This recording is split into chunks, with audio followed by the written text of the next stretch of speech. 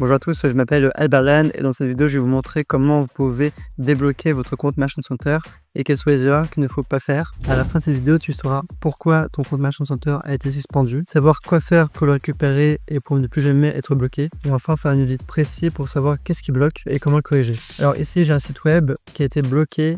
On peut voir le message notamment ici, voilà, déclaration trompeuse ou déceptive.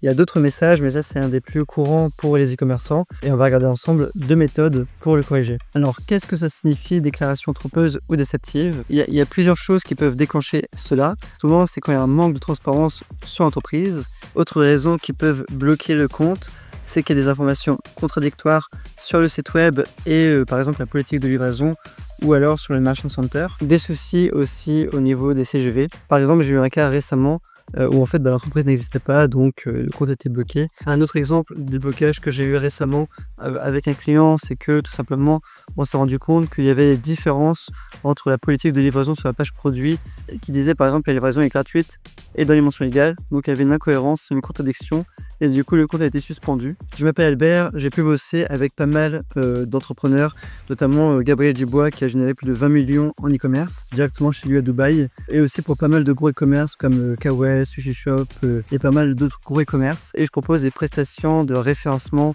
et de déblocage de compte. Si vous souhaitez un audit, vous pouvez me contacter et je me ferai un plaisir de vous aider. Alors première méthode, c'est d'aller sur le site web et ce qu'on va faire, c'est qu'on va tout simplement inspecter l'élément comme cela. On va chercher ici Run Screenshot et là on va sélectionner Capture Full Size Screenshot. On va faire des photos de plusieurs pages de l'e-commerce, aussi les mentions légales, des pages produits, un maximum de pages. Une fois qu'on va avoir l'ensemble de ces screenshots, on va aller sur ChatGPT, si possible une version premium, et de là on va pouvoir importer l'ensemble des screenshots. On va cliquer sur ouvrir et là je vais importer mes images. Et là je vais dire à ChatGPT, tu es un expert Google Ads. Alors voilà le prompt que je lui donne.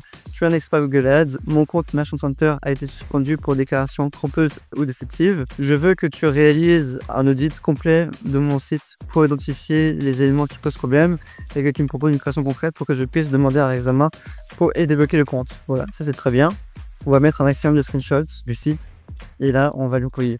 Et là, il va donc dire, d'après lui, qu'est-ce qui pose problème sur le site web. Souvent, là, c'est pertinent. Par contre, voilà, cette méthode, il faut aussi regarder au niveau du Merchant Center, les informations de livraison sur le Merchant Center et les informations légales dessus, que ce soit bien en raccord avec le site web. Et voilà, là, il me fait un diagnostic global. Ok, aucune indication claire sur la page d'accueil indique. Là, effectivement, on a bien un problème, c'est qu'effectivement, sur le site, on a une entreprise qui est basée à Budapest.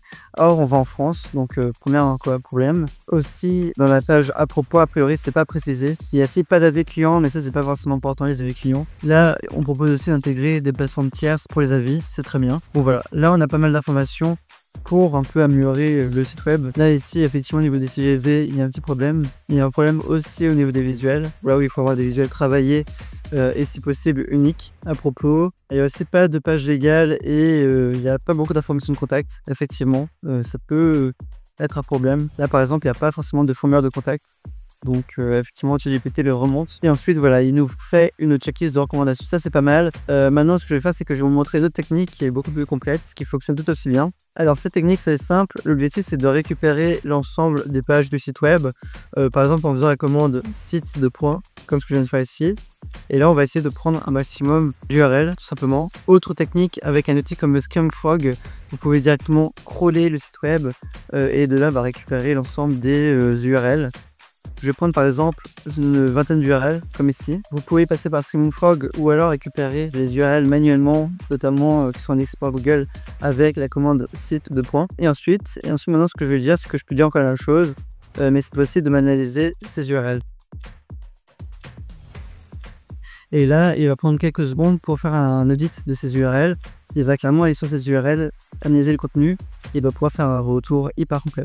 Aucune mention visible de editor, très bien. Pas de badge de confiance, bon bah ça c'est pas forcément un vrai problème. Le SSL, le site en SSL, donc encore une fois, c'est pas forcément très pertinent. Après ça, ChatGPT peut pas forcément le vérifier. Et là effectivement il me redit encore le problème au niveau de à propos. Pas d'onglet à propos, là c'est pas mal. Il n'y a rien effectivement sur la RGPD sur le site, c'est un bon point effectivement que je n'aurais pas remarqué du coup.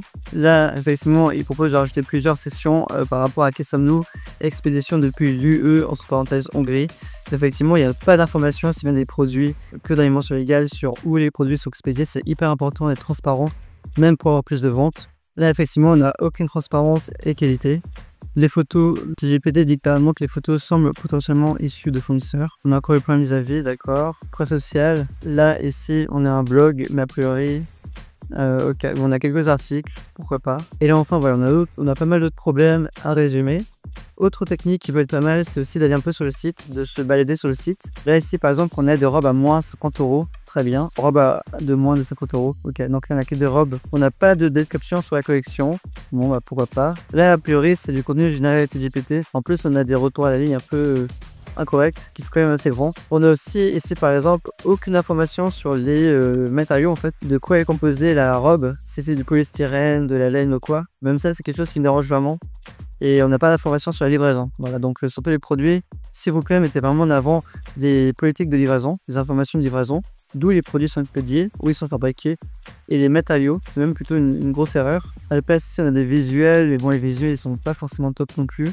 On va maintenant regarder un peu les mentions légales. La première chose que je vois, c'est au niveau de ChatGPT. En fait, ChatGPT fait des délimitations comme ça. Donc là, c'est carrément des mentions légales issues de ChatGPT. Je vous recommande fortement de prendre des mentions légales ou d'en acheter auprès d'avocats qui pourront vous faire les choses bien, ou alors de vous inspirer, sans copier évidemment, des gros e-commerce, des gros sites, pour vraiment avoir des choses hyper complètes, hyper costauds. Parce que là, pour le coup, bah, effectivement, c'est clairement du ChatGPT. En plus, il y a des emojis, un ChatGPT il met aussi des emojis. Moi, ce que je recommande, c'est vraiment de retirer ces retours à la ligne, et retours à la ligne trop importants, de revoir la mise en forme, et quand vous copiez un texte, faire CTRL-C, CTRL-SHIFT-V, en fait. Ou sur Mac, Shift commande V en fait, ça va permettre de coller du texte sans le style en fait, sans prendre le style avec, ce qui est important pour la mise en forme. Enfin, il y a des réseaux sociaux qui sont mis en avant. Est-ce que c'est des réseaux sociaux qui sont valables ou non? Ça, c'est quelque chose qui est assez important. On a bel et bien un compte Instagram, en plus il y a du contenu, c'est plutôt bien. Puis il y a aussi des vidéos qui sont postées, donc c'est plutôt un bon point. Ça, c'est plutôt un bon point pour Google et pour le référencement, qu'il y a du contenu qui est publié. Maintenant, c'est bien aussi d'être référencé sur des sites d'autorité. Par exemple, une entreprise en France, ça aurait été vraiment utile. Là, a priori, je ne sais même pas si on peut vraiment vérifier quelle entreprise qui existe. Parce que dans certains pays, on peut avoir des informations publiques sur l'entreprise, notamment le propriétaire ou quoi, comme c'était en France avec un site comme suicide.com ou Papers. Mais pour le coup, je ne sais pas si vraiment on va pouvoir avoir des informations pour les entreprises de Budapest. Donc voilà, on a quand même des informations sur l'entreprise qui sont référencées sur un annuaire, donc c'est quand même plutôt bien. Mais voilà pour cette vidéo.